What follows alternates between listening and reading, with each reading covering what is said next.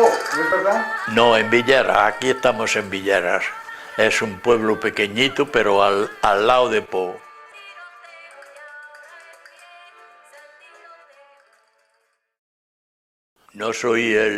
Yo no soy señor, soy Virgilio Peña, de Córdoba, por mi madre. Nací en Espejo, provincia de Córdoba, el 2 de enero del 1914. Soy hijo de Rafael y de Lisa. Y espejeño de verdad. No cualquier cosa, espejeño hasta todo, vamos. Ese amor por Espejo, ¿de dónde le viene? Yo creo que viene de mis padres. Mi padre fue un hombre muy querido en el pueblo, porque fue organizador de los sindicatos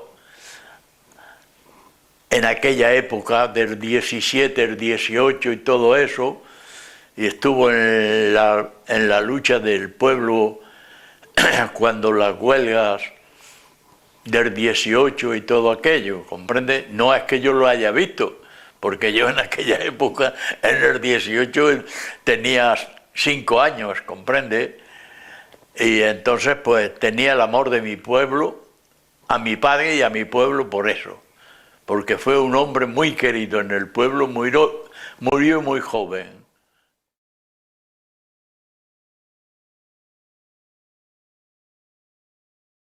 Yo no he estudiado nunca. Lo que aprendió, lo he aprendido después, porque no he tenido tiempo de ir a ninguna escuela antes, ¿comprende? Y luego, cuando entró la República, en el 31, entonces yo ya tenía tiempo, porque trabajando donde trabajaba era en el campo, y entonces se trabajaba en el campo de sol a sol, desde que apuntaba el sol hasta que se ponía. Pero cuando entró la República, el gobierno, de las primeras cosas que hizo buena en España fue darle un decreto que en el campo no se podía trabajar más de 8 horas.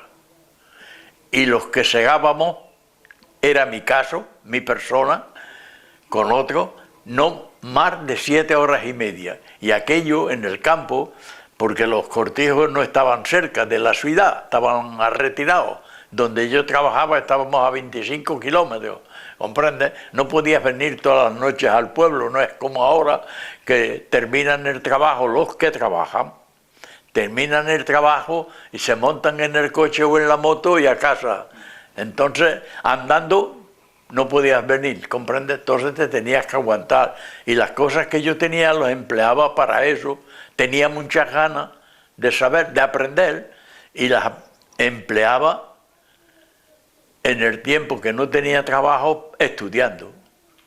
Y luego también, cuando estalló el movimiento, en la guerra, comencé pronto a ser oficial del Ejército de la República.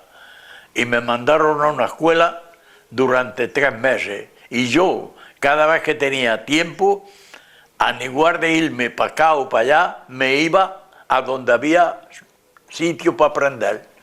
Quiere decir, a las escuelas, llegaba y me presentaba y me decía, sí, si quiere con el curso de los estudiantes o si quiere más tarde, yo le daré o le ayudaré.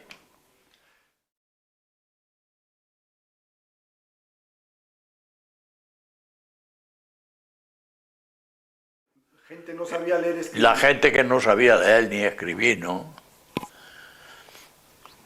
Era una esclavitud. El trabajo en aquella época, hasta la República, fue una esclavitud en el campo, porque como ya les decía antes y repito, se trabajaba de sol a sol. ¿Sabes lo que es trabajar desde que apunta el sol hasta que por la noche dice, ya me voy, ya podéis iros? Eso era una esclavitud enorme, eran todos los conceptos. Para los que trabajábamos, para los niños que guardaban el ganado y todo eso, era una cosa enorme eso, ¿sabes? Usted empezó a trabajar de niño. Yo empecé a trabajar muy joven. Bueno, empecé a trabajar, ¿no?, a guardar animales, ¿comprende? Mi padre murió muy joven Y yo tenía un tío, un hermano de mi madre, que era encargado en un cortijo. Nosotros llamamos el aperador. Y cuando mi padre murió, nos llevó a mi hermano y a mí al cortijo donde él estaba trabajando. Mi hermano guardaba cabras y yo guardaba yegua, ¿comprende? Y así comencé a trabajar. Y luego ya más, a medida que iba la edad, pues iba cogiendo sitios en otros trabajos diferentes. Yo comencé a trabajar de hombre muy joven, con 15 años, y con 16 años, ya fue el último año que se cegó a destajo, que fue en el año 30, ya cegué yo ese año, con 16 años. ¿Usted dónde adquirió su conciencia, su pensamiento? ¿Eso de dónde le vino? El pensamiento me vino de la lucha de los trabajadores, de gente que habían sido amigos de mi padre. Mi padre fue un hombre que no sabía, le digo, mi padre fue un hombre que no sabía leer ni escribir con 16 años.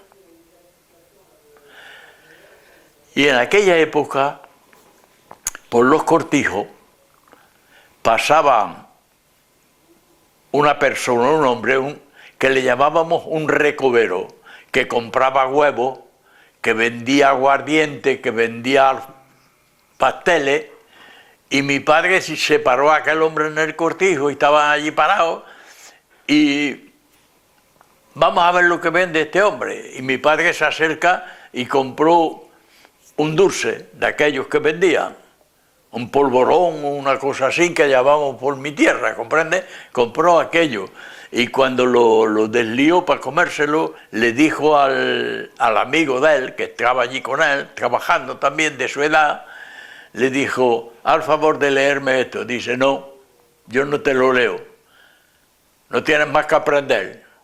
Y mi padre se revestió de orgullo y le dijo, yo no sé leerla hoy, pero el año que viene por esta fecha sabré tanto como tú o más.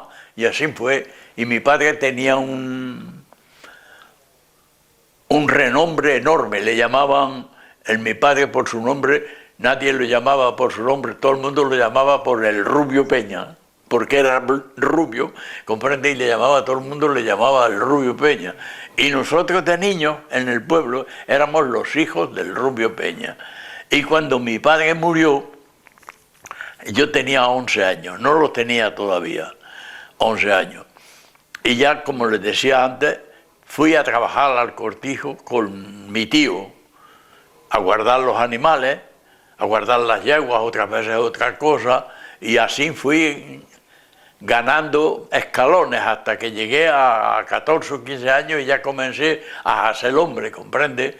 Y luego tenía otro hermano de mi madre que también trabajaba en el cortijo, que era el que cercaba la tierra, llamábamos a atajar la tierra para sembrar remolacha y cosas por el estilo.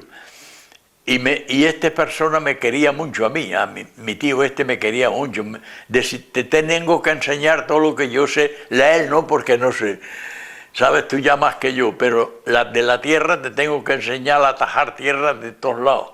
Y a aquel hombre le daban un pedazo de tierra y decía, hay que hacer esto.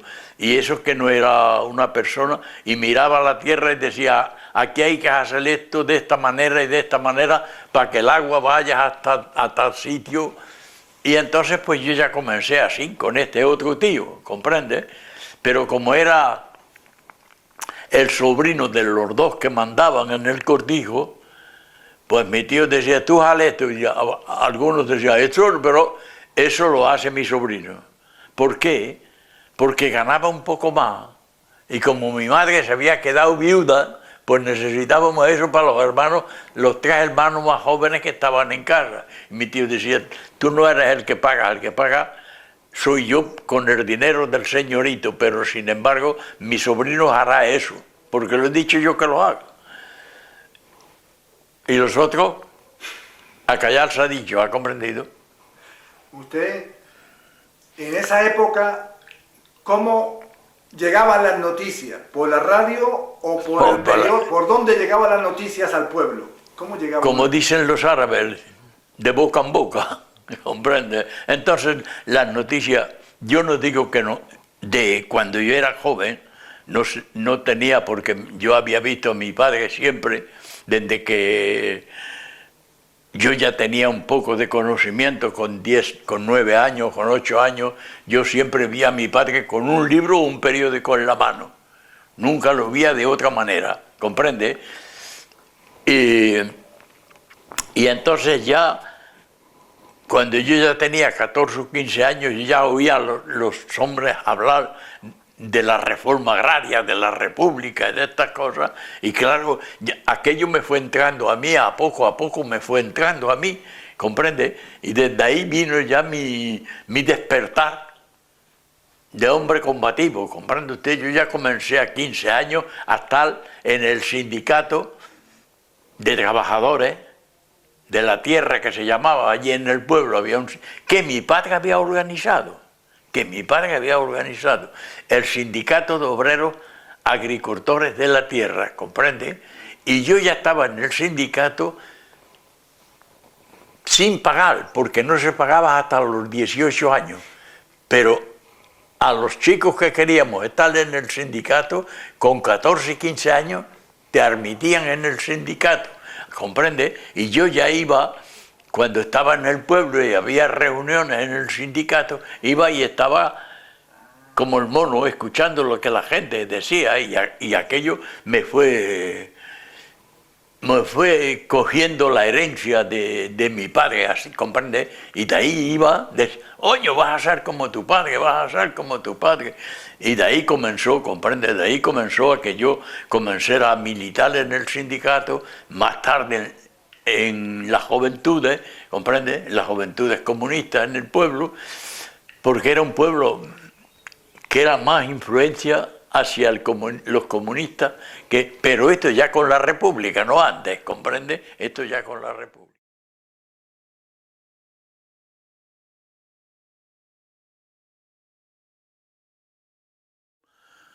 El plato que comíamos era la ignorancia, si quiere, era la falta de conocer las cosas. Y antes de la República, los obreros del campo nos daban de comer el patrón. Comíamos de lo que se producía en el cortijo, quiere decir los garbanzos, el aceite y esas cosas así que se producían en el cortijo. Y los patronos mataban también cerdos y comíamos el tocino de esos cerdos que mataban a ellos, se comían los jamones y todo eso, pero el tocino nos lo repartían para los trabajadores, ¿comprende? Pero cuando entró la República, entonces ya nosotros no permitimos que nos diera de comer el patrón. Comíamos por nuestra propia cuenta lo que nos daba la gana, porque ya comíamos, nosotros llamamos eso comer a seco. Quiere decir que el patrón ya no tenía que ver nada absolutamente con lo que queríamos comer nosotros. Si queríamos, le podíamos comprar los garbanzos al patrón. Pero por lo mal, en muchos sitios, por lo mal que nos habían dado de comer antes, no se los comprábamos. ¿Comprende? Comprábamos en las tiendas del pueblo y el patrón tenía derecho a darnos una persona como cocinero para hacernos la comida. Y esta persona nos hacía la comida y comíamos lo que nos parecía bien a nosotros. Unos días comíamos garbanzos, otros días comíamos judía, arroz, ¿comprende? Y comíamos lo que nos parecía bien, ¿no? Y comíamos y economizábamos al mismo tiempo, porque el patrón, cuando nos daba de comer a los obreros, nos quitaba a cada obrero una peseta, 50 céntimos por la comida. De lo que ganaba, si ganaba en aquella época 5 pesetas, él se quedaba con 4, o sea, con una 25-50. No teníamos, no había ninguna, no había nada más que el orden y calla, en aquella época. Y luego ya cuando entró la República, como lo primero que hizo fue el gobierno, darle ese decreto, como te decía antes, de las 8 horas y de las 7 horas y media, y entonces pues ya al mismo tiempo dio el decreto de que no se podía trabajar y de comer. Eso nos ocupó, fuimos nosotros los que dijimos, ya no queremos que usted nos dé de comer, ya comeremos nosotros lo que queramos. Y así. Llega la noticia que ha comenzado la guerra. Cuando yo trabajaba, tenía costumbre de trabajar, pero mi tío, el que le he dicho antes, se había arrendado una pequeña propiedad y él ya abandonó de ser el encargado del cortijo. Y en aquella época, estando yo allí en el cortijo también, con mi tío el otro, que era el encargado del reguerío, de regal. Entonces había un río que pasaba con mucha agua, ahora no tiene nada. O sea, con esto de los motores y todo eso lo han secado el río. Pero entonces había una rueda que sacaba el agua del río y yo estaba con mi tío. Y un día venían de alrededor gente que tenía una parcela cerca y venían a comprar tomates y cosas así a la huerta de mi tío, que la había arrendado. Y estando yo allí me dice, ¿tú no trabajas? Digo, no, estoy con mi tío aquí, no trabajo ahora. Dice, ¿te quieres venir conmigo al cortijo? Digo, si quieres. Y entonces yo me fui al cortijo de este hombre, que era de otro pueblo que tú habrás conocido allí, Fernanúñez, ¿comprendes? Que era de Fernanúñez, pero que no era tampoco su padre de Fernanúñez, era de Granada, le llamaban en el pueblo el granadino, ¿comprendes? Y tenía un cortijo arrendado allí, ¿comprendes? Que le llamaban Cuarto del Río.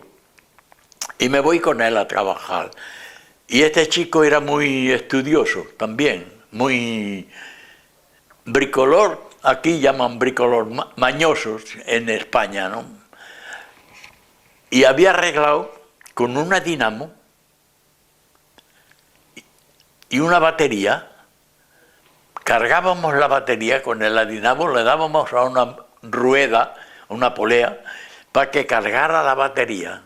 Y con aquella batería escuchábamos ese ya tenía radio, ¿comprende? El hijo era un hijo bastante avanzado y ya tenía la radio.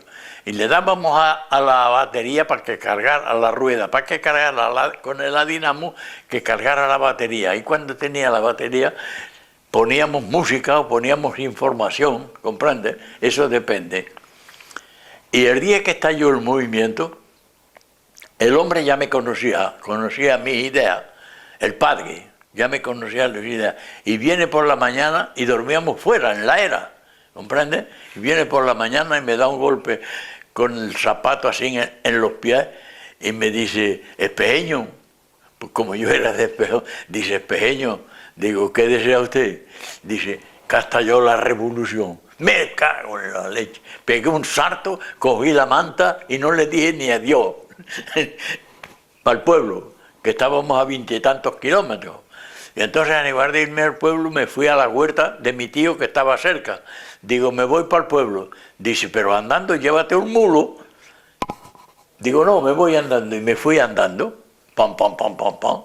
Y llegué al pueblo y ya, cuando llegué al pueblo, porque formaba parte de las juventudes y era miembro de la dirección de las juventudes socialistas, entonces ya eran las Juventudes Socialistas Unificadas, y yo ya era miembro de la dirección de las Juventudes Socialistas Unificadas, y apenas llegué allí, pues me voy para el sindicato, ¿qué? Pues mira, hay esto, hay lo otro. Todavía teníamos la confusión de un lado a otro. Y el día antes ya habían pasado y se habían llevado 18 del pueblo. Habían pasado con un autocar, la Guardia Civil se había llevado 18, que no han vuelto más, ¿comprende? Y se han llevado a fulano y a mengano.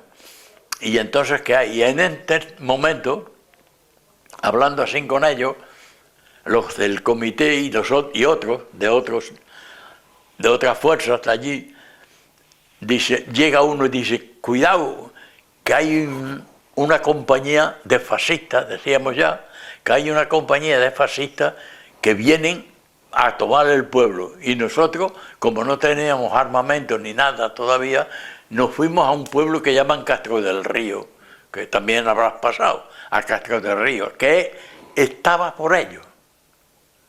Por nosotros, perdón, estaba por nosotros en Castro, menos el cuartel de la Guardia Civil. Pero estaba cercado, no podían escaparse. Y nos fuimos, casi todos los que teníamos una poca de responsabilidad, o creíamos que la teníamos, nos fuimos a Castro del Río. Y allí estuvimos en Castro del Río 2 días. Y al que hizo otra vez, se presentaron mineros de las Carolinas y de Linares, que venían ya organizados con armamento y con todo eso, ¿comprende? Y al mismo tiempo se había escapado de Granada una persona que luego fue el jefe de la artillería cuando los ataques de Pozo Blanco, el Capitán Blanco, le llamaba el Capitán Blanco. Y él se presentó a los mineros que venían de Linares y las Carolinas, se presentó a ellos y le dijo, yo soy capitán del ejército de artillería. Yo veo que quieren ustedes atacar. Si quieren, yo, como tú, con un plano hizo un superponible, ¿comprendes? Y le dijo, para atacarla al cuartel, ya tenía una foto del cuartel, para atacarla hay que tirarla aquí, aquí y aquí, y no en otro sitio. Y entonces así obedecieron, los mineros aquellos, obedecieron al capitán, y prepararon unos cartuchos de dinamita, ¡pam, pam! Y tiraron allí, enseguida se rindieron. En el pueblo, la gente cuando oyó esos petardos, dice, esos son los rusos, que están ahí ya los rusos. Y comenzaron a marcharse del pueblo. Y la gente, cuando vio a aquellos chicos jóvenes, vinieron a Castro del Río y dijeron, los señoritos están marchando. ¿Comprendes cómo entonces no sabían ni quién era fascista ni quién era aquello? Los señoritos están marchando para el pueblo, porque allí estaba en Castro del Río el que fue alcalde y los concejales, en fin, toda la dirección de los partidos y del sindicato estaban en Castro del Río. Y entonces todos para el pueblo y los mineros también. Y entonces ya es cuando tomamos el pueblo hasta que lo perdimos en el mes de septiembre, ¿comprende? Tomamos el pueblo y ya organizamos en el pueblo, el alcalde, con los mineros, se organiza ya los primeros grupos de milicia.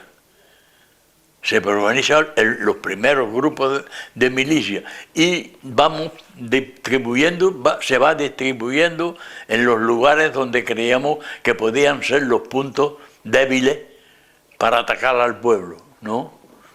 Llenando sacos de tierra, haciendo parapetos, haciendo todo aquello, preparándolo todo, y así se organiza hasta que el 20 de agosto allí vino, a lo primero, bajó la columna de Miaja y llegó hasta Montoro. Y el Montoro, la columna de Miaja, se divide en dos. Una se va para la Sierra de Córdoba, por Villanueva de Córdoba y todo aquello, los Blasques y todo aquello, para atacar a Córdoba por el Muriano. Y la otra mitad se queda en Espejo, viene a Espejo, con un señor, que a lo mejor habrás oído algo de él ya, que se llamaba Pérez Sala. El comandante Pérez Sala vino a mi pueblo con la artillería de Valencia, del 5º Ligero de Valencia. Y vino al pueblo, a un olivar, y yo con el alcalde de mi pueblo, que me estimaba mucho, fui con él, y él se presentó, el alcalde de mi pueblo se presentó a él, y le dijo, yo he sido pastor y conozco por aquí muchos lugares para pasar y para esto, para lo otro. Le dijo, no, el Pérez Sala le dijo, yo estaba con el alcalde y por eso puedo hablar de eso, ¿no? Le dijo, no se preocupe, que si tenemos necesidad, muchas gracias, yo le llamaré a usted para eso. Y entonces atacó por allí, pero no pudo ser, porque Pérez Salas no atacó por ningún sitio, se quedó paralizado. Pérez Salas, Miaja, se quedó paralizado, ¿comprende? Y no atacó. Y nosotros cuando llegamos a un sitio en Córdoba, viniendo por la carretera que viene de mi pueblo, que es una carretera que sale de Badajoz y que va hasta Motril, ¿comprende? Por Granada. Entonces por esa carretera, subiendo de mi pueblo para Córdoba, hay un sitio que ya se ve Córdoba, y los cordobeses llamamos Los Visos, ¿comprende? Y de allí tenía que atacar Pérez Salas, bombardear, para que la aviación ya bombardeaba, italiana no bombardeara, pero llegamos tarde. Y entonces él organizó y dijo a retirarnos. Y se retiraron, y antes estaban en un olivar allí fuera de mi pueblo, y ya se quedaron una parte. Tomó el para puesto de mando el castillo, ¿comprende? Sirvió de puesto de mando y de calce, las dos cosas. Y ellos pues ya se quedaron por allí para arriba y para abajo, y allí entonces bombardeó la aviación. Y estando yo allí con otros dos chicos del pueblo también, que íbamos con Pérez Salas pero sin armamento, esperando que alguno se perdiera para cogerle el fusil, ¿comprende? Y así fue. Vino la aviación, bombardeó y mató a 6 guardias civiles. Si vas por allí alguna vez, yendo de Córdoba, de Espejo a Córdoba o de Córdoba a Espejo, hay un lugar que se llama Torres Cabrera, es una estación de peaje nada más, ¿comprendes? Y para mercancía y eso. Y allí bombardeó la aviación y mató a esos guardias civiles, y nosotros estábamos allí. Lo primero que hicimos fue coger los fusiles, cada uno un fusil. Yo le cogí a un guardia civil que estaba ya muerto, le cogí el fusil y la pistola, ¿comprendes? La pistola y entonces la pistola yo se la di al que fue luego más tarde mi jefe toda la guerra hasta que pasamos la frontera, ¿comprendes? Y así yo tuve las armas, y entonces ya estuvimos allí, nosotros en Espejo, ya organizados con fusiles algunos y todo eso, entre ellos yo, y ya nos dieron otros fusiles y eso.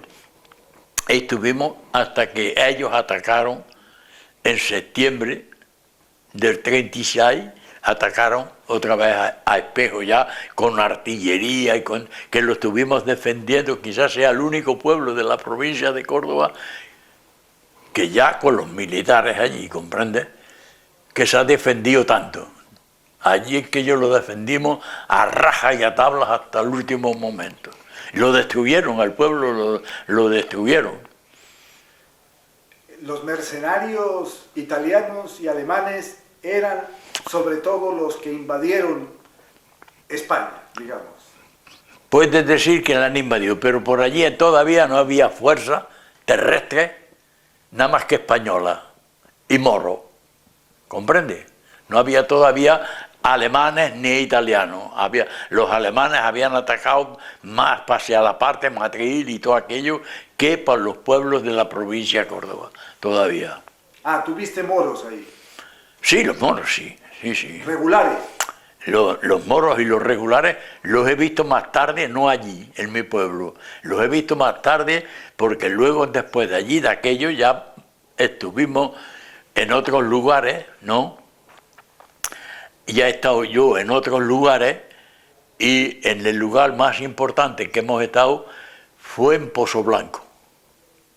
No sé si tú has oído hablar, que fue ellos querían coger Pozo Blanco para cortar la carretera que iba a Almadén, para coger las minas de mercurio de Almadén. Y fue allí donde más gente, allí es donde ha habido la batalla más fuerte, y luego, más tarde, la batalla de la Chimorra, que es en Sierra Morena, ¿comprende?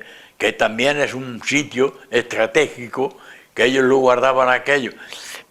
Y atacamos nosotros, pero se dio la combinación que ellos relevaron las fuerzas que había, los moros y la Guardia Civil, los relevaron y pusieron militares, y la mayor parte de los militares de los soldados que pusieron eran de Canarias, venían de Canarias, ¿comprendes? Y los cogimos durmiendo e hicimos 200 y pico prisioneros y cogimos la chimorra. Cogimos la chimorra que equipos del llano, aquello les sentó más mal que la puñeta, ¿comprendes? Y ahí ya estuvimos, pero antes yo había estado también cuando perdimos mi pueblo, se perdió también allí, se perdieron 3 o 4 pueblos seguidos, se perdió Bujalance y nosotros veníamos para abajo ya, para Villa del Río y Andújar, y allí estuve también 2 días defendiendo Lopera. Y de allí ya, de Lopera, es cuando ya salimos para Villanueva de Córdoba, porque mi batallón se había organizado en Villanueva de Córdoba. Era un batallón que llevaba el nombre del primer diputado comunista por la provincia de Córdoba, de Bautista Gasset. En esos momentos había mucho fusilamiento, mucho desaparecido. Yo te diré una cosa, yo no me he mezclado en la guerra de los fusilamientos. Eso era la gente de la retaguardia, ¿comprendes? Pero yo desde el primer momento he estado en vanguardia, he estado en primer puesto siempre, en primer combate. ¿Comprende? Era la defensa de la República. En defensa de la República, sí. De ahí, de Pozo Blanco, de la batalla de Pozo Blanco, venimos a un pueblo que llaman, porque también querían atacar, Cabezagüey, de Extremadura, a Cabezagüey, Extremadura. Y allí estuvimos un poco tiempo, y el tiempo fue pasando, en todo eso, habíamos estado allí en Barsequillo y en todo aquello, defendiendo por allí, ¿comprendes? Porque él quería atacar de Extremadura para coger, como decía antes, Arbatén. Y estuvimos allí en todo aquello, y de allí salimos y vamos enfrente a Talavera la Reina, ¿comprendes? De Toledo. Habían hecho una cabeza de puente y nos mandaron allí porque éramos todavía una brigada, todos de voluntarios, escapados de Sevilla, de Málaga, de Granada, en fin, una brigada, todos de voluntarios todavía. No había todavía gente movilizada en mi brigada, ni en mi batallón y todo eso. Y vamos ahí a frente a Talavera, a echarlos y los echamos al otro lado del río. Y de Talavera, estando en Talavera, esto ya en el 37, a últimos del 37, era cuando los ataques de Teruel.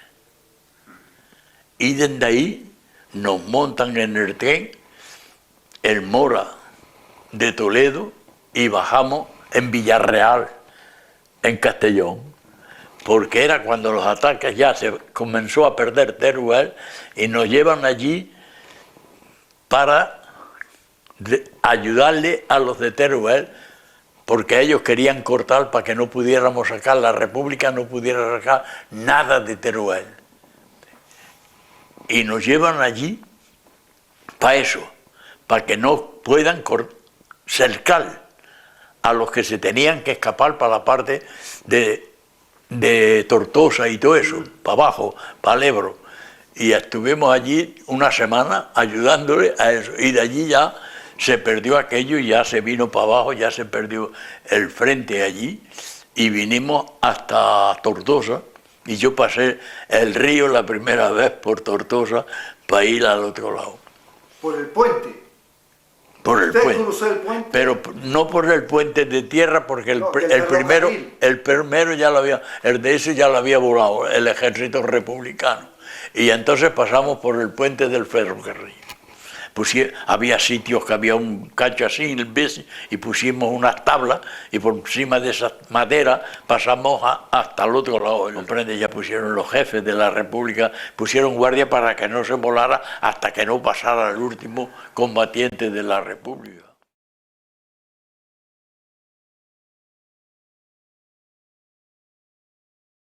Y de ahí ya se forma el ejército del Ebro. Con las fuerzas nuestras que pasaron el río, con mi brigada se formó la división y otras fuerzas abandonadas por allí.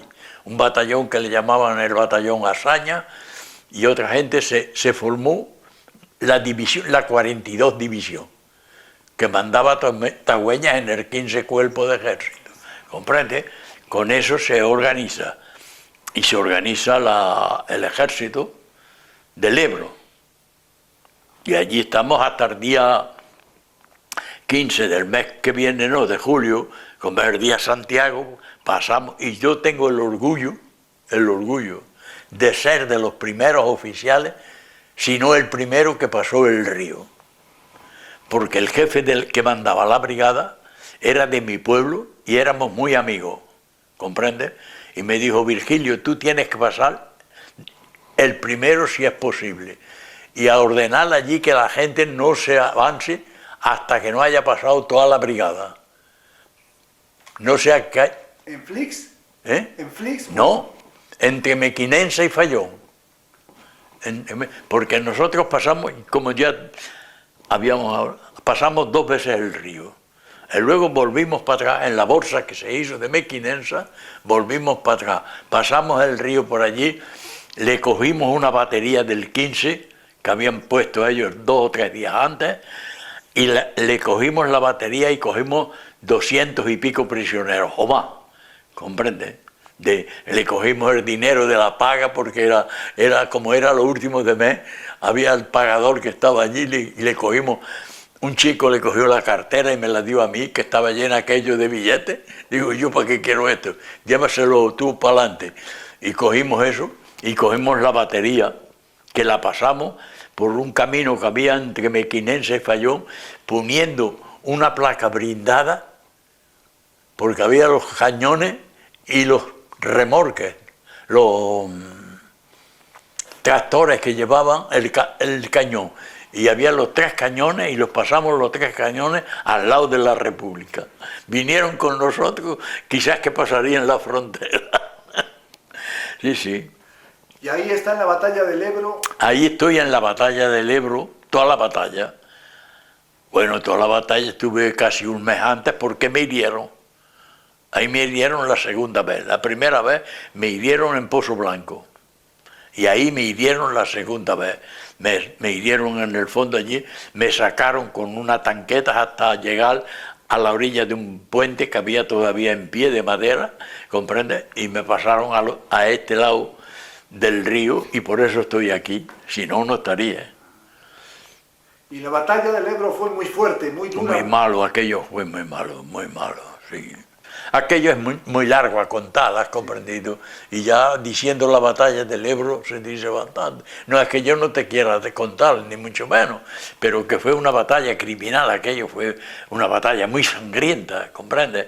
Ellos, sobre todo ellos con la aviación, nosotros no teníamos aviación para eso, ¿comprendes? Pero ellos venían con aquellos Savoy, ¿comprendes? Y como no había una defensa antiaérea tampoco como es debido, pues tiraban las bombas donde le daba la gana, ¿comprendes? Aquello fue criminal, ¿eh? Fue para demolir. Para demolir, y para demolir allí no había, para matar a la gente, ¿comprendes?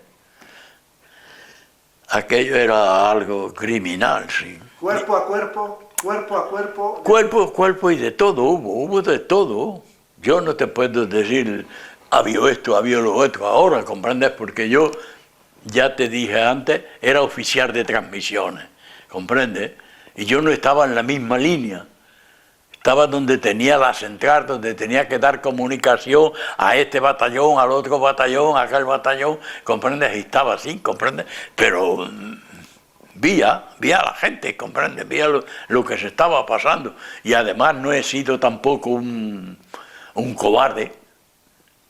Y he tenido siempre el coraje de resistir allí, viendo las cosas como se pasaban, ¿comprendes? Y viendo la gente, no. ¿Las armas que tenían eran buenas o estaban...? Las armas que teníamos, en lo que teníamos en el Ebro era bueno, ¿comprendes? Las ametralladoras, las pistolas ametralladoras, los cañones, nos faltaban buenos, eso, los cañones, ¿comprendes? No teníamos artillería como es debido. Y así es que mira... Ahí empieza la retirada.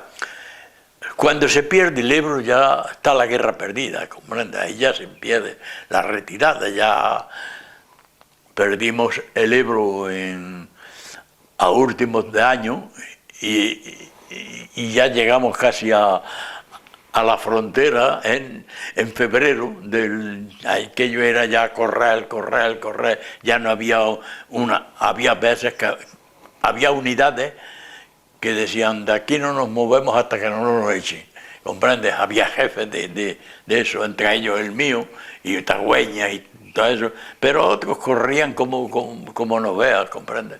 Y entonces vamos corriendo, yo llegué a Barcelona y me dicen, tienes que ir a Montjuïc, ¿comprendes? Allá hay fortificaciones, en Montjuïc no había nada, estaba como esto. Allá hay parapetos, allá... Digo yo, ¿dónde están? Les digo a mi paisano, a ese que mandaba luego cuando mataron a Manolín, fue mi paisano que cogió el mando de la división. Digo, pero como hablaba con él como siempre, por la amistad que teníamos, cuando llegaba y había gente con él, pues me ponía sus órdenes y cosas así, pero cuando no, digo, pero si allí no hay nada, allí no hay ni un bujero siquiera. ¿Usted quería resistir en Barcelona? Yo sí, resistencia. Quería. Y siempre, y en Francia, nosotros, la juventud, la mayoría de las juventudes, y una parte del Partido Comunista, creíamos, porque Negrín dio un discurso, resistir 3 meses más y ganamos la guerra. Y la hubiéramos ganado porque nosotros entramos aquí en marzo, y 4 meses más tarde estalló la guerra mundial. ¿Y qué hubieran hecho los aliados? Los franceses y los ingleses, ¿qué hubieran hecho? No tenían más cojones que ayudarnos. Pero no obedecieron, la gente no comprendieron. Y desde entonces, pues ya retirando, vamos a entrar en Francia. Entramos en Francia, vamos a los campos de la arena, ¿comprendes? Vamos a los campos, yo no digo campos de concentración, porque he sabido lo que es un campo de concentración. Claro que fue, ya te lo habrán dicho otros, aquello fue criminal, ¿comprendes? Entrar allí sin agua, sin váter, sin pan, sin aceite, sin nada. Había, dice, gente que moría por los piojos. Mucha gente, sí, de piojos, infectados. Oh, iba a la orilla del mar, ¿comprendes? Y allí hacías tus necesidades, o en cualquier sitio antes hacías tus necesidades, hacías un bujero en la arena, y luego, como los gatos, no, aquello fue criminal. El primer mes fue criminal. Sin comida, llegaban camiones cargados de comida, y eran las organizaciones, la CGT y el Partido Comunista o el Partido Socialista, que mandaba, y los gendarmes decían, aquí no, fuera, llevároslo. Y no los dejaban darnos de comer nada más que lo que ellos daban, lo que los gendarmes les dalía por los cojones de dar. ¿Comprendes? ¿Y por qué hicieron eso los gendarmes franceses? ¿Y por qué lo iban a hacer? Porque no eran gendarmes de verdad, eran gente, la gente que mandaba, ¿qué era? Era la gente casi de Petén, más tarde, ¿comprende? Yo le digo a mucha gente, cuando hablamos, hacían a veces en reuniones francesas, los campos de concentración, y yo digo, para mí no eran campos de concentración. ¡Oh! ¿Qué es lo que era? Eran campos de internamiento. Una cosa era un campo de internamiento y otra cosa era un campo de concentración. Y esto por esto, y esto por lo otro. Y yo discuto, y a veces ¿cómo? Digo, a mí tú puedes ponerte lo que quieras, A mí no me asustas tú porque grites, ¿sabes? Yo he oído más gritos que eso. Y gritos dándome palos, no a ti, que no te han pegado ninguno. Y a veces los tíos... Digo, yo entré por aquí, por el Pirineo, y fui a parar donde tú. Pero tú no has ido a parar a Buchenwald como yo. Ah, pero tú has ido a Buchenwald, sí. Y aquello era un campo de concentración. Pero eso no era un campo de concentración. Lo que tiene que haber, no había orden. La gente no comprendía que entre niños y viejos habíamos entrado 600.000 personas. En una semana o dos. ¿Comprende? Y no podías cogerlos a todos y llevarlos a un hotel y hacer... Quizás que hubieran podido hacer mejores cosas, pero no las dejaron hacer, ¿comprendes? Los militares no dejaron hacerlo. Y ahí está. Usted estuvo en los campos de trabajo, luego el campo de trabajo que se organizó... No, yo no he estado he estado en las compañías de trabajo. En eso he estado, sí. He estado en una compañía de trabajo que fuimos a parar cerca de Niort, darle 2 Sèvres, ¿comprende? Y allí estuvimos desde diciembre hasta mayo, hasta este mes que estamos. En esta época más o menos bajamos de allí a Frente Royal, en la Charente Marítima, a arreglar pistas en un terreno, a arreglar pistas para los aviones de caza. Y ahí estábamos cuando llegaron los alemanes. Y el jefe, en la compañía había un jefe español y un jefe francés. Era el jefe francés que nos distribuía el trabajo al jefe español. Les decía, tienen ustedes que hacer esto y esto y esto. Y el jefe español en español nos lo decía, con un intérprete al lado nos lo decía. Y entonces el jefe nos dijo por la mañana, debería ser el 20 o el 25 de mayo, no me acuerdo el día exacto, nos dijo, yo ya no os mando, podéis hacer lo que os dé la gana. Yo lo único que os aconsejo, porque las compañías se componían de 250 personas, éramos 250 españoles por compañía, podéis hacer lo que os dé la gana, porque los alemanes llegan aquí mañana por la mañana o mañana tarde. Iros donde queráis, pero yo os doy un consejo, que el grupo más grande sea de 5 personas, porque si no os cogerán prisioneros y se os llevarán como prisioneros, porque él ya había estado prisionero en la guerra del 14 y sabía lo que era, ¿comprende? Y entonces pues nosotros, para un lado, para otro, para Burdeos, porque el señor Prieto, que era un dirigente socialista español, había dicho que ponía barcos a disposición de los españoles para ir para Chile, para México y para otros lados. Fuma. Allí no había barcos. Y entonces nos vamos nosotros, yo me voy, digo yo me marcho para Burdeos. Y yo contigo, había gente que habían estado a mi mando, ¿comprendes? Y que éramos amigos. Yo me voy contigo, no, conmigo no. Entonces éramos 15 o así, y nos vamos. Y en lugar de irnos todos juntos, pues íbamos por 4 o 5, y a unos 100 metros o 200 metros, y luego por la noche nos juntábamos para discutir y cómo va y la salud y esto y lo otro. Y nos vamos y nos encontramos cerca de San Andrés de Clusac. Nos encontramos a españoles que venían ya de Burdeos para abajo. Digo, ¿a dónde vais? Dice, pues mira, vamos por aquí a ver dónde encontramos para quedarnos. Vamos a ir hacia Livorno. Digo, ¿y eso? Pero ¿y los barcos? Y ahí no hay barcos, no hay nada. Ahí no hay nada. Nosotros hemos estado allá en el puerto, allí no hay nada, ahí vamos para abajo. Ellos ya llevaban 3 o 4 días de estar por allí perdidos, ¿comprendes?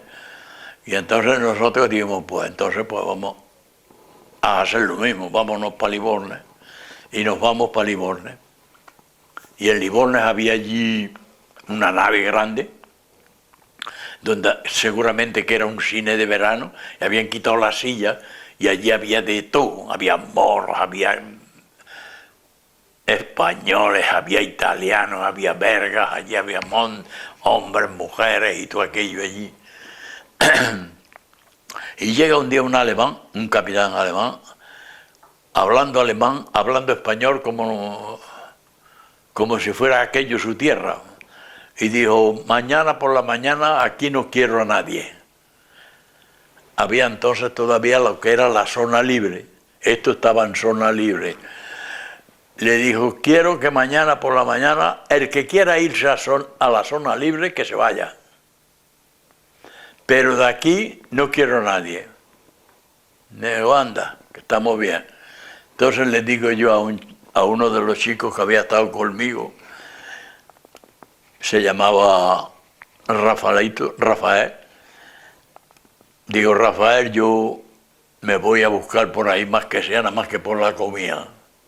Dice, ¿tú? Digo, sí. Dice, yo también contigo. Bueno, ¿cómo queráis? Ya lo veréis usted. Y nos vamos y tenemos suerte de llegar a un sitio que nos cogieron.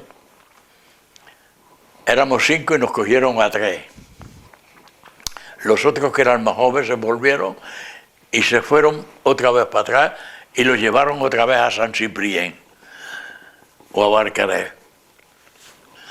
Y yo pues, y aquellos 3, vino allí un señor, estábamos en una casa, en un castillo, que dicen ellos, estábamos en un castillo que el encargado era un español de aquí de Aragón, pero que vino aquí cuando lo movilizaron, a igual representarse a Jaca, se presentó a Canfrán.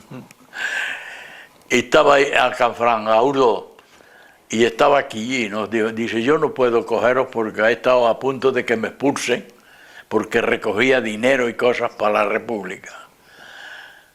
Dice, y entonces llega este hombre con una máquina de sulfatar, se llamaba Roger, era curtidor, era en Ben, pero tenía una propiedad allí, la mujer, él no, la mujer.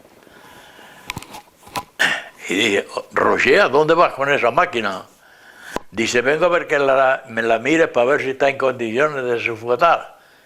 Dice, ¿tú vas a sulfatar? Dice, yo no. Mi suegra o mi mujer, pero yo no. Riéndose así. Dice, ¿tú no conoces a nadie? Dice, sí, que conozco. Mira, aquí tienes 5 o 6, llévate los que quieras. Dice, oh, todos no, pero 2 o 3. Dice, bueno, pues venga. Y entonces nos fuimos 3 con él. Yo digo, yo me voy con él a sulfatar la viña.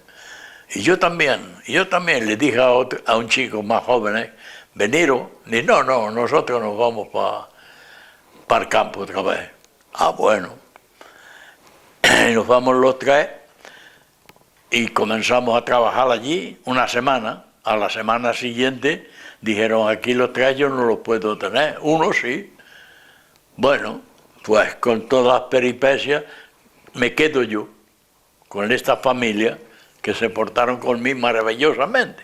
Que a lo primero estaba la abuela, la suegra, estaba allí en la cocina porque la hija era por la mañana a las 11 o así, estaba en misa, era domingo y estaba en misa. El pueblo no estaba muy lejos, es Fronsás, el pueblo se llama Fronsás, donde hay buen vino. Y la vieja, cuando llegamos, le dice al yerno, ¿esos señores quién son? Dice, esos son españoles. ¿Españoles? Sí, de la guerra. ¡Oh! La señora hace, si lo ves en la película te darás cuenta, hace, yo no quiero aquí españoles, esos rojos, yo no los quiero aquí. Ah, bueno. Pues entonces si usted no los quiere, entonces llega la mujer. Y también, yo no los quiero aquí. Dice, pues mira, esos vienen para sulfatar la viña, que es el momento crítico, era el mes que viene, el momento crítico debería ser el 15 o el 20 de junio, es el momento crítico para sulfatar la viña, y había entre los ramos de los rayos de línea, había una hierba así, y para limpiar la hierba, que le va a dar no sé cómo le dijo él a la viña. Entonces se callaron.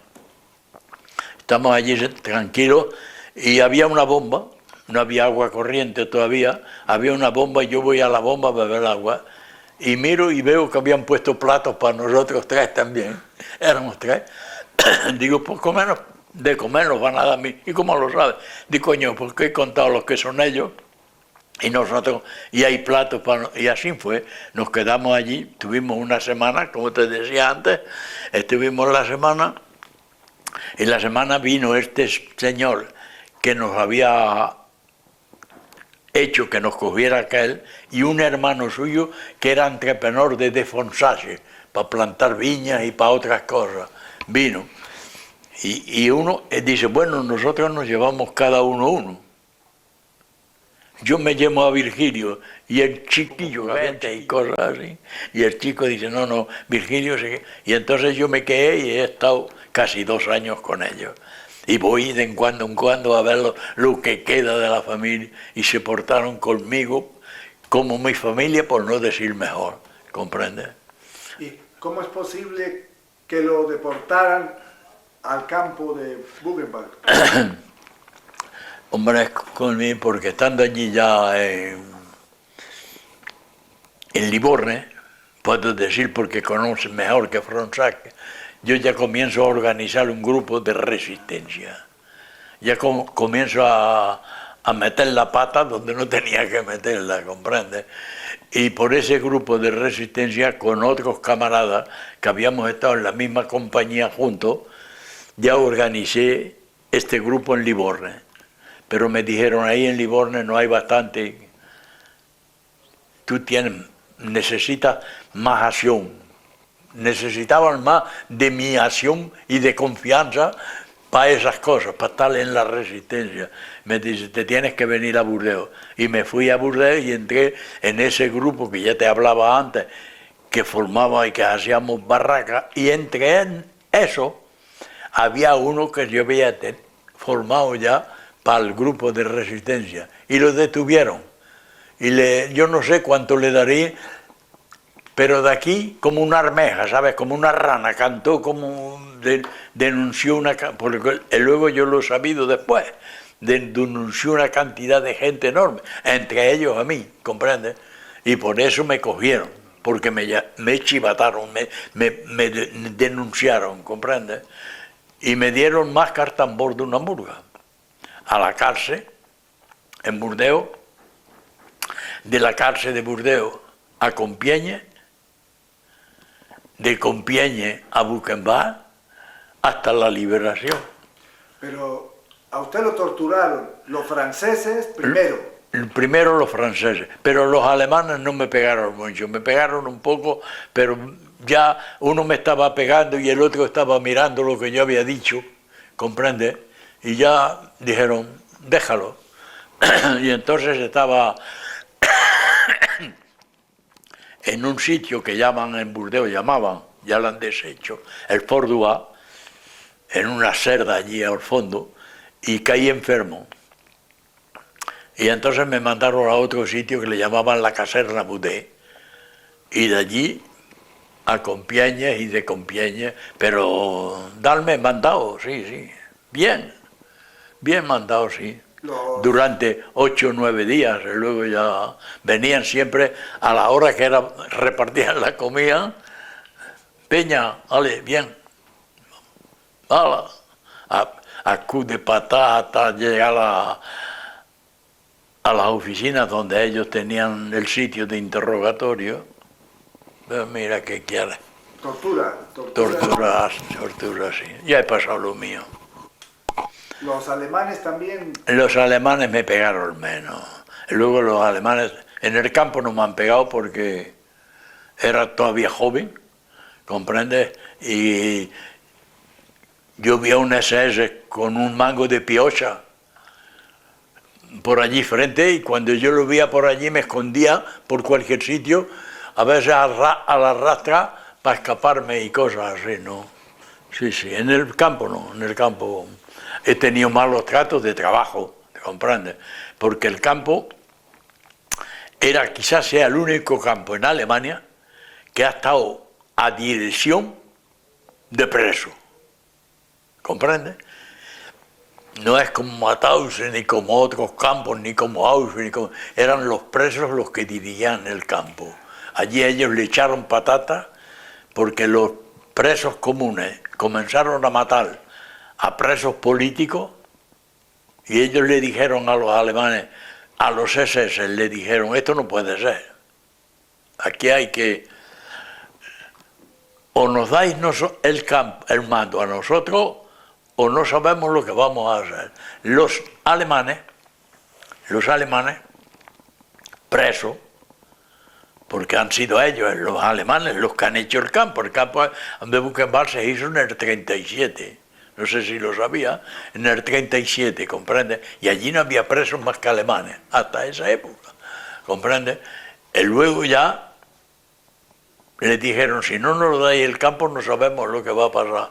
Los presos políticos, anti-hitlerianos, se pusieron de acuerdo, todos, socialistas, no socialistas, farmasones, en fin, judíos, todos, se pusieron de acuerdo y dijeron, aquí hay que... Y una noche, como esa gente son tan prevenidos, ya había las bombas de incendio, de apagar el fuego. Una noche rompen los cristales de las barracas donde estaban los presos comunes, porque estaban aparte, los presos comunes, y con las bombas, una noche que hacía menos 15 o 20 bajo cero, no vean los tíos, se quedaron helados. Y entonces los otros dijeron, los SS seguramente que dirían, no, vamos a darle el mando y vamos a ver lo que pasa. Y como lo hicieron bien, pues estuvieron hasta que se liberó el campo. Allí había un jefe de campo que era preso, había la gente de los jefes de las barracas que eran presos, ¿comprende? Y se apoderaron. A ti te llevaron en un tren desde Francia para el campo. A mí me metieron en un tren con cerca de 100 personas hasta Buchenwald, de Compiègne hasta Buchenwald. Echamos 3 días y 4 noches para llegar a Buchenwald, porque hasta salir de Francia el tren fue muy despacio porque tenían miedo que las guerrillas atacaran al tren para liberarnos. Y sí. Cuando llegamos a Alemania,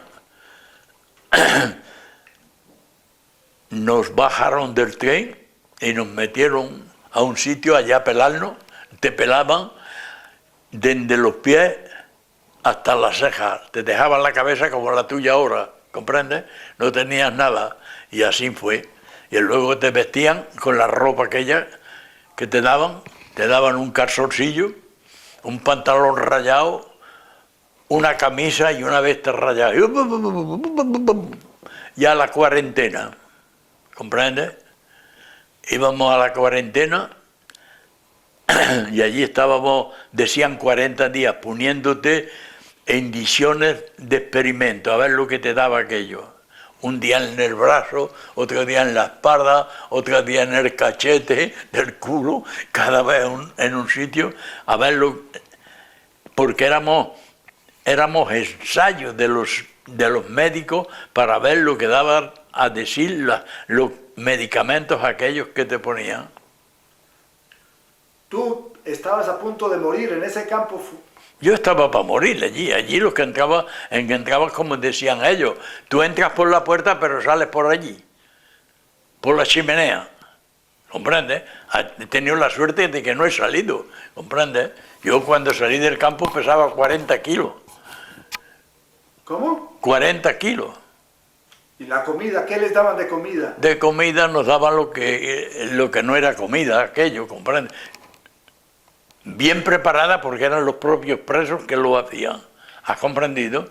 Pero a lo mejor te daban un día patata cocida a la vapor o en agua, ¿comprendes? Pero te daban 3 patatas poco más gordas que nueces, ¿comprendes? Aquello no era la comida, estaba por la mañana, ahora que hablamos de la comida, por la mañana temprano, no sé si has visto esos panes alemanes, así. Aquellos los alemanes allí internados se habían calculado, habían preparado un molde y cortaban el pan en tantos cachos y te daban un cacho de pan que no tenía más de 3 centímetros de espeso por 10 centímetros de alto, ¿comprendes? Y aquello, los que tenían, yo he tenido siempre, me gusta decirlo porque es verdad, he tenido siempre el valor de guardarme las cosas para otra ocasión. Te daban el pan ese y todos los 2 días 2 días o un día sí otro no, te daban un cacho de mantequilla como un terrón de azúcar. Y aquello yo lo guardaba porque por la noche no te daban de comer nada. Por la mañana te daban un vaso poco más grande, una taza, poco más grande que ese vaso, de una cosa agua. Para nosotros, decíamos los españoles, estos son castañas, asás, bellotas, asás, que las han molido para hacer café. Y tú te lo tomabas aquello porque echaban un líquido para que estuviera un poco dulce y caliente. Y te lo tomabas aquello con gusto porque estaba caliente, no por otra cosa, no por lo que alimentaba. Y ya estaba sin comer hasta mediodía, que te daban el valor de 1 litro de aquello que se llamaba en la guerra ruta vagá o topinambú o coles verdes, ¿comprendes? Bien picado y bien lavado, y aquello estaba bueno a comer, estaba bueno, estaba bien guisado, ¿comprendes? Estaba bien preparado. Pero la gente murió de hambre, Mucha gente ha muerto 51.000 personas en el campo. Tenía que trabajar en el campo. En el campo tenías que trabajar por lo menos 12 horas por día. Había 2 fábricas de armamento. Había una fábrica donde yo trabajaba de muebles. Y donde yo trabajaba, que hacíamos muebles como mi biblioteca, o como que decían que era para el gobierno, ¿comprendes? Al mismo tiempo se hacían falsos aviones y charpantas. Los falsos aviones los pintaban como un avión de guerra y los llevaban a un campo de aviación para que bombardearan los americanos. Pero que los americanos no bombardeaban, no eran tan tontos que eso, ¿comprendes? Hasta el 24 de agosto del año 44, el día de la liberación de París, que lo bombardearon todo y allí no quedó nada. La fábrica que yo estaba no quedó ni un palillo de dientes. Las fábricas de armamento tampoco. Y entonces allí, la gente que ya estaba en la resistencia, el día que bombardearon el campo, entraron lo que pudieron de material de defensa, de pistolet, de metralletas, de cosas así, ¿comprende? Y con eso liberamos, el 11 de abril del 45, con ese material liberamos el campo de concentración, que no lo liberaron los americanos, lo liberamos nosotros. Cuando los americanos llegaron, ya llevamos 4 horas de tener nosotros en el campo en nuestra hoja. Usted no quería irse de España, ¿no es verdad? No. A usted lo obligaron a salir de España. A cañonazo. Al último cañonazo me lo dieron unos 7 o 8 kilómetros antes de la frontera. En febrero del 39. Entonces tuve la mala suerte de salir para siempre de España y desde entonces voy nada más que en vacaciones o en urgencias familiares. Quiero mucho a mi patria, he luchado por ella, por defenderla, contra el franquismo, no por la monarquía, contra el franquismo y por la libertad de los españoles. Más que español, soy cordobés, soy de la provincia de Córdoba, es allí donde he estripado los terrones, donde vivió mi vida, mala y buena, para mí. Hay veces que los que me conocen, pero tú porque piensas en tu tierra tal y cual, digo, ¿por qué voy a pensar? Porque allí hay lo que más quería mi madre, mi padre murió allí, mi madre ha estado allí hasta que ha muerto en Córdoba, pero sin embargo, Espejo para ella es como a mí, yo creo que ha sido ella la que me ha indicado la...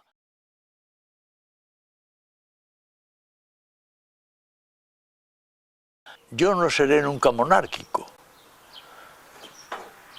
Estaré contra la monarquía por lo que representa para mí, ¿no?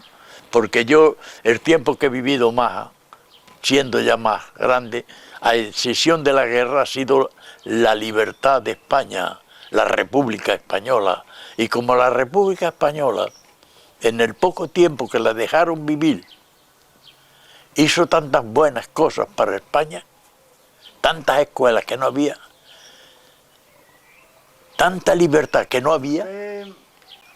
Fue voluntario al ejército de la República, se apuntó de voluntario. ¿Por qué? Yo fui al voluntario por defender la libertad, por defender, entonces no se defendía la monarquía, se defendía la libertad de España.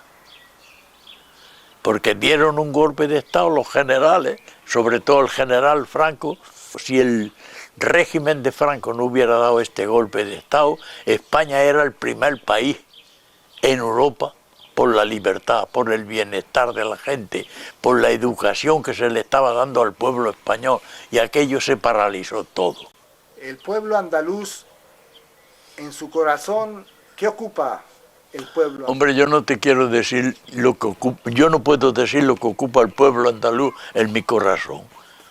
Puedo decir lo que ocupa mi pueblo, que son los que conozco. De Andalucía yo no conozco nada, ¿comprende? Salí con 20 y tantos años de España y antes yo no conocía de Andalucía nada más que Córdoba, ¿cómo se llama este otro pueblo de cría y remonta ahora? Esta es la provincia de Sevilla, que eran las primeras ferias que se hacían de ganado en España. Y yo tenía un tío que era perador en un cortijo y cuando había que ir a Écija, el pueblo que yo conocía de España era Écija y Córdoba. ¿Por qué? Porque iba a llevar ganado a la feria, pero no por otra cosa. Y yo de España no conocía nada, nada más que mi pueblo y el cortijo donde trabajaba. ¿Comprende? Hay conocido España. Andalucía yo no conozco nada, para decirlo así. Voy conociendo ahora por las leyendas, por la radio, por la televisión, por cosas así. Pero lo demás no. Inculco a mi familia, a mis hijos, le hablo de Andalucía, le hablo de... sin conocer, ¿comprende? Le hablo de Andalucía, le hablo de mi pueblo. Mi madre era la churrera de mi pueblo. Usted ha estado a punto de morir. ¿Tenía miedo o tenía...? Yo no sé eso lo que es. ¿Tú sabes lo que es el miedo? ¿En qué se conoce el miedo? Yo no tengo miedo de nada, no tengo miedo de nada porque no te lo quería decir porque eso no son cosas que van en este sentido. Tengo un corazón muy lento. Va no sé a cuánto menos que lo que debía. No, es porque yo no tengo miedo de nada, no sé lo que es el miedo, ¿comprende? Ni en la guerra, ni por ejemplo, venía la aviación, la gente, pues ¿qué agarre? Coño, los aviones, pero déjalos que lleguen, o todavía no han llegado. ¿Has comprendido? En otras ocasiones igual, no tenía miedo, no tengo, y no tenía ni tengo.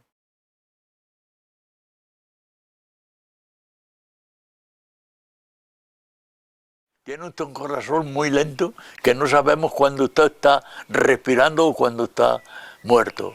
Digo, joder, ¿qué cojones tiene usted? En español le digo, joder, ¿qué cojones tiene usted? Dice, sí, es verdad.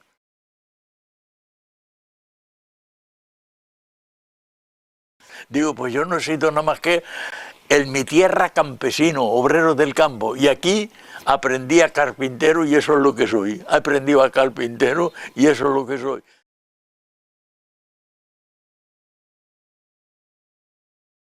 Como dijo Negrín, ¿no sabes lo que dijo Negrín? No. Joder, cuántas cosas te estoy enseñando. Y luego vas a decir que eres tú que las aprendes. Solo. Negrín dijo, resistir es vencer. Y eso es lo que yo estoy haciendo. Resistiendo aquí para vencer todos los males que vengan y todo lo que venga mal para todos los demás. Si ahora se tuviera que implantar la República en España, ¿usted sería capaz de ir a España? En visita. Ya no abandono la tierra donde conocí a mi mujer y ha sido tan buena compañera para mí y para mis hijos, ¿comprende? Que yo de aquí ya no voy hasta que no vaya como ella. Al bujero que ella está allí y que yo vaya a tenerle compañía hasta que se esparza la ceniza.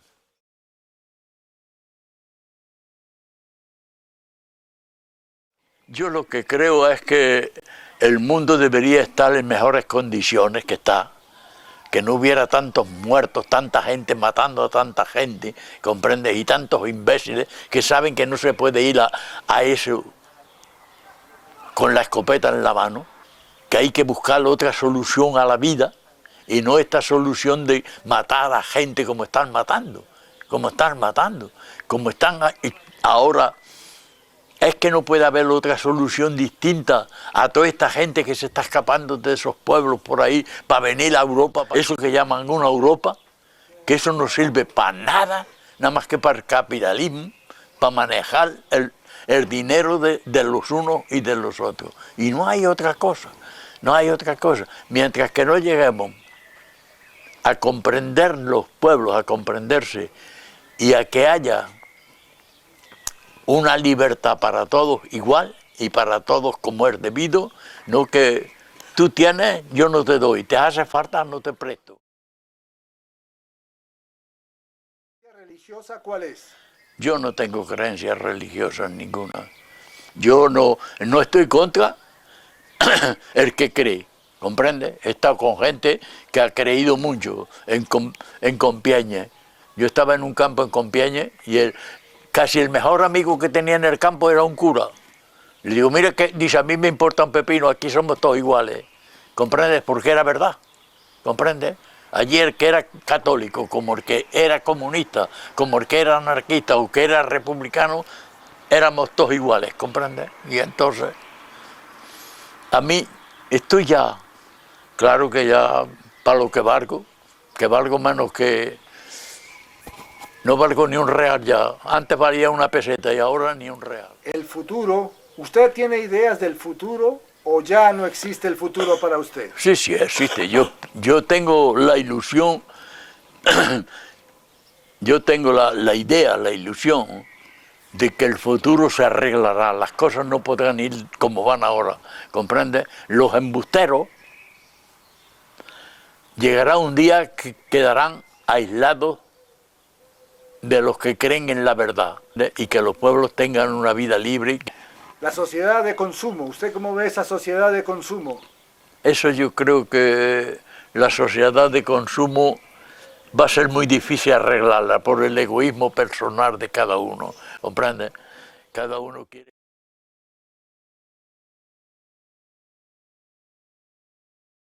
¿Siendo comunista? Hasta hoy sí. Mañana no sé si me muero o no seré, pero mientras esté vivo, ya para lo que me queda de vida, pues quiero continuar.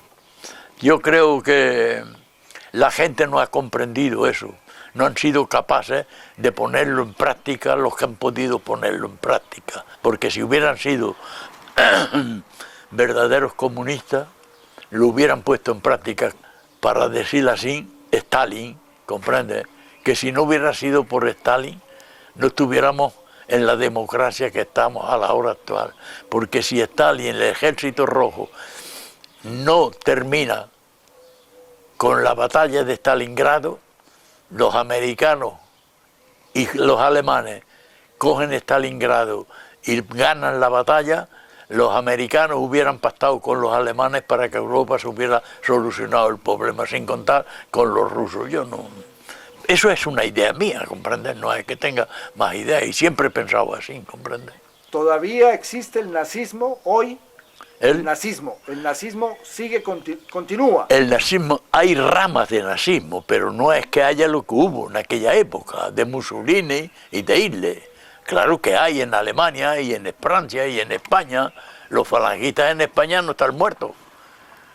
Los falangistas, eso que representa los falangistas aquí, no están muertos. Y entonces el fascismo, la gente se aprovecha de la miseria de los otros, se aprovecha.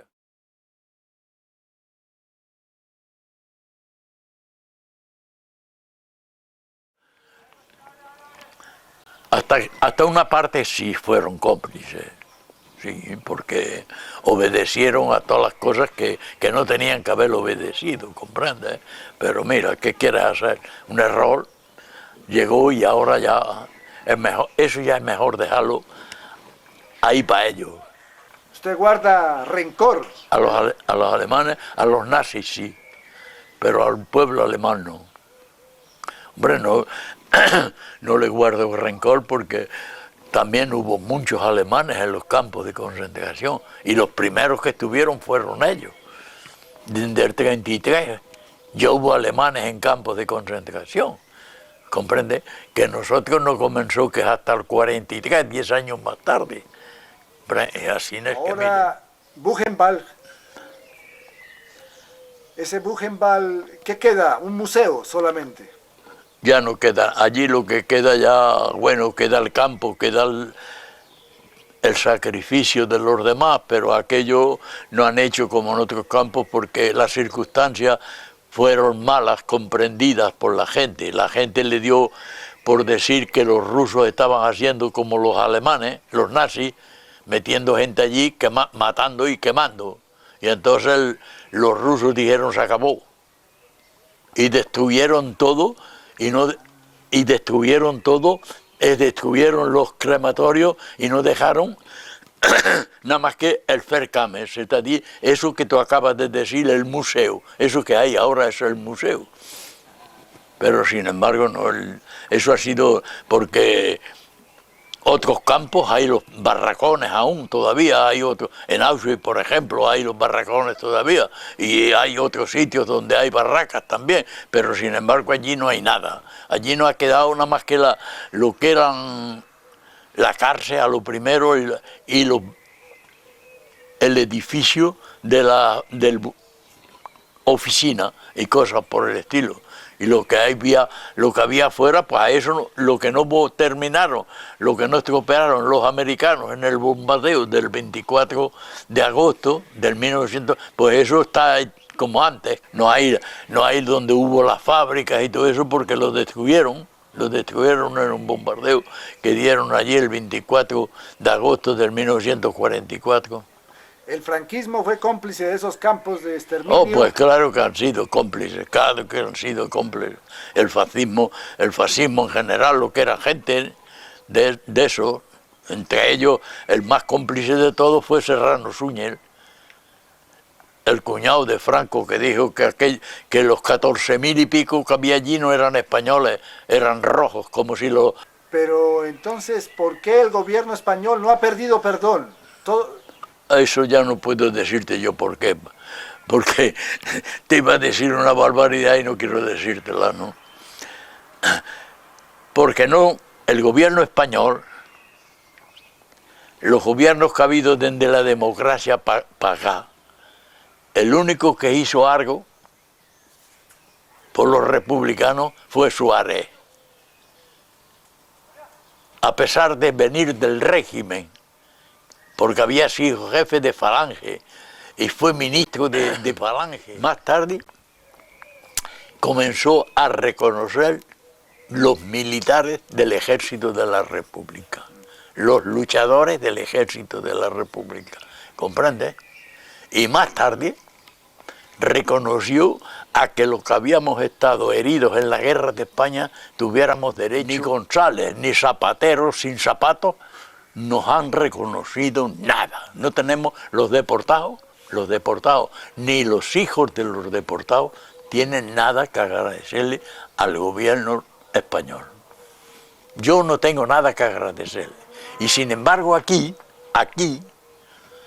en Francia, los hijos de los deportados que murieron en el Mauthausen, el gobierno francés les ha dado una indemnización, ¿comprendes? Y en España, tómate.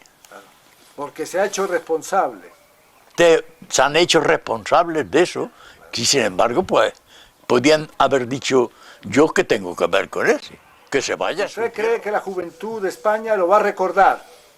¿O va a pasar al olvido? ¿Usted cree que va a pasar al olvido? A mí me van a recordar mis nietos y mis hijos, pero de España, bueno, habrá gente que sí, que dirán, bueno, el sacrificio de ese hombre, cuando vean el reportaje tuyo, por ejemplo, o de otros que han hecho, joder, y ha sufrido eso, pero a mí hay muchos, pero ¿eso que cuenta usted es verdad? Pues claro que es verdad, ¿te crees que lo voy a contar por mentira?